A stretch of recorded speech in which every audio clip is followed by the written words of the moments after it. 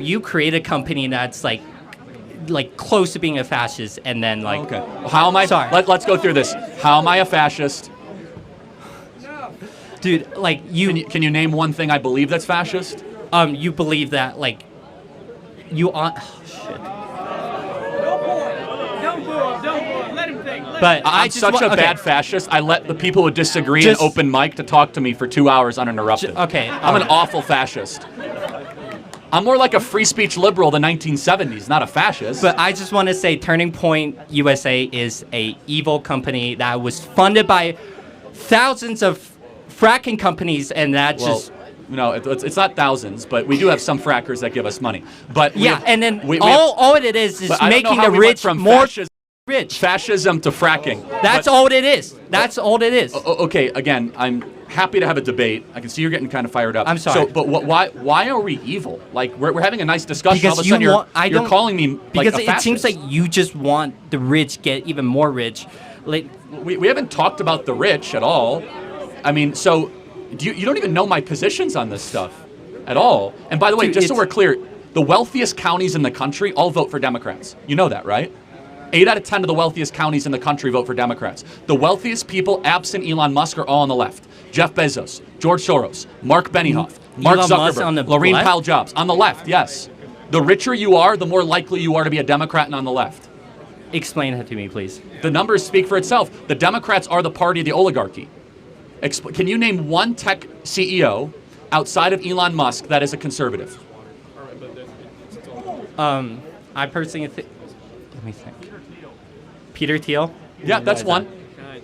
That's one.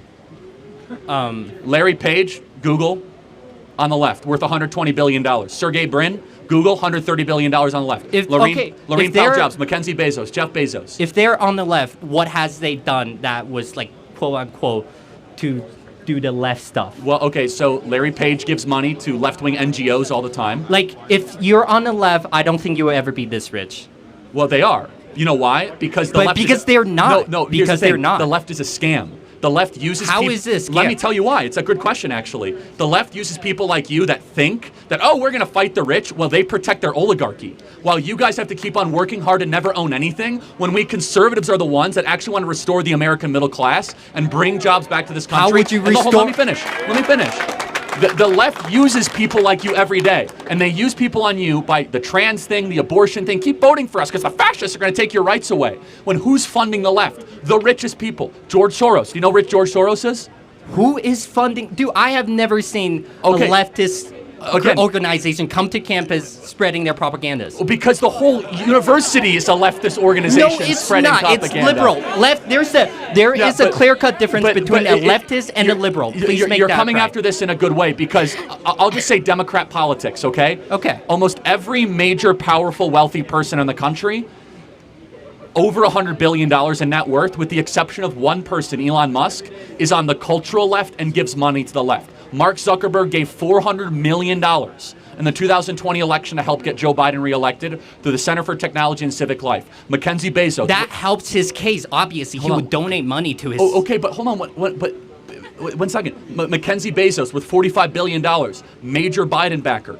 Laurene Powell Jobs worth $20 billion. Steve Jobs' widow, one of the most radical left-wingers in the Emerson Collective. Mark Benioff from Salesforce worth $12 billion. One of the most radical left-wing guys that you'll see out there. The eBay guy, Omador, one radical left-wing. It's so important for you on the left. You guys are being scammed and gamed, because they talk a good game about building the middle class, but it is not the party of democracy, it's the party of oligarchy. And you can go fact check me tonight, and you might actually have cognitive dissonance. Type in this: wealthiest counties in the country, they almost all vote for Joe Biden. Who gives the most political donations to the left? All the wealthy people. Go look up the top billionaires on the Forbes list, the top 100. Only about 10 of them give the Republican, the other 80 give the Democrat, the other 10 don't give at all. It is mind-blowing when you realize the shift in power the last 10 years. Republicans used to be the party of the rich. You know what changed? We nominated a class traitor as our nominee, Donald Trump. As soon as Donald Trump became our nominee, all the billionaires said, we don't want him anymore. He talks about things we don't like. He wants to end the wars, close the border, bring jobs back to this country. We want to keep on supporting a political party that doesn't want any of that stuff. Explain to me how Joe Biden represents the working class in this country. He doesn't. He very much supports the unions. It's a hold on a second. The union or the union bosses? Big difference. The union bosses supporting the rank and file love Trump. The UAW loved Trump more than Biden. The carpenters union loved Trump more than Biden. The police union. The point is this, is that the Democrat Party, they are sitting on a house of cards of young activists that truly want to go like crush the rich. And there is some truth to that. Like there's a very rich oligarchy in this country that remains rich and stays rich off of gaming government systems and public policy. And you guys give them a free pass because you think that we're fascists when in reality, we're the ones that are actually fighting to destroy the oligarchy the most. All right, last question. Last point. Yeah. Last question. Let's say, so you do want to fight for the American middle class, and yes. Okay, that's how does freer the market like helps with the middle again, class? I want precision in free markets, but how does free market support the middle class? Again, I'm not puritanical, but I think that generally more choices are a good thing.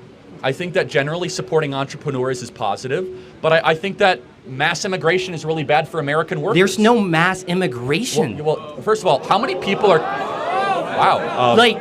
Well, you're right. There is mass invasion, but how many people are coming across the southern border every day? I don't know, but like no. I'm actually genuinely curious. Can you guess? Okay. On what time frame? Every day. Every day. 500? Yeah. It's at its low point. It's at 10,000 right now. It was 15,000 last month. So what does that annualize? Let's play that out. A lot. Yeah, that's a lot. Yeah. So that's mass immigration, right? How many green cards do we give out every year? Oh, probably a lot. Yeah, a lot. About 1.2 million. Well, right? What's wrong with giving out green cards? I'm not saying anything wrong. No, you said there's no mass migration. So I'm just trying to tell you, we do have mass migration, right? We have 3 million on the southern border, and then we have 1 million green cards, right? That's 4 million a year, right? Which is basically bigger than most U.S. states. Now, everything comes with a cost. When you have mass migration, you're going to get lower wages. But that means you're going to disenfranchise American workers. What, are you studying computer science? Yeah, I am. Okay, so you're an American born, I'm guessing, American raised? I don't want to assume. I wasn't, but I moved to the U.S. Okay, well, you're an American now, I guess. I don't know, maybe. Yeah, are you I am. Student visa? Okay, you're going to now have to compete. You're kind of proving my point, but that's a separate issue. You're now going to have to compete against foreign labor for your computer science jobs. I think we have a moral obligation to American-born workers to give them preference and priority and restrict the labor supply so that our computer science majors can have higher wages, not to have suppressed wages so some tech CEO can bring in a bunch of Indians and suppress their, no, nothing against Indians, but just, bring down their wages. Personally, I just think that, like, if you came to America and then receive a green card, I think you get to work however you want. Like, I think that American-born citizens and then should there be shouldn't given, be a priority because they're American citizens. Well, as long as you're that's where we're American different. citizen. I actually think you must have a priority to your own citizens, or else you don't have a government. You have something else. If you don't have a priority to your own people, I don't know what you have. You have a colony, not a country. You're just a big economy, and that's fine if that's your position. By the way, your position is held by the ruling elite. Where I think that we should have a country, not just a colony, where the American-born citizens should be given preference over foreigners. Nothing against foreigners, I think they're nice people, but the Americans should be given first preference. And by the way, any sane country believes that. We're like the only country in the world that says, and certain European countries, come on in and take whatever you want. Because the flag still stands for freedom, and they can't take that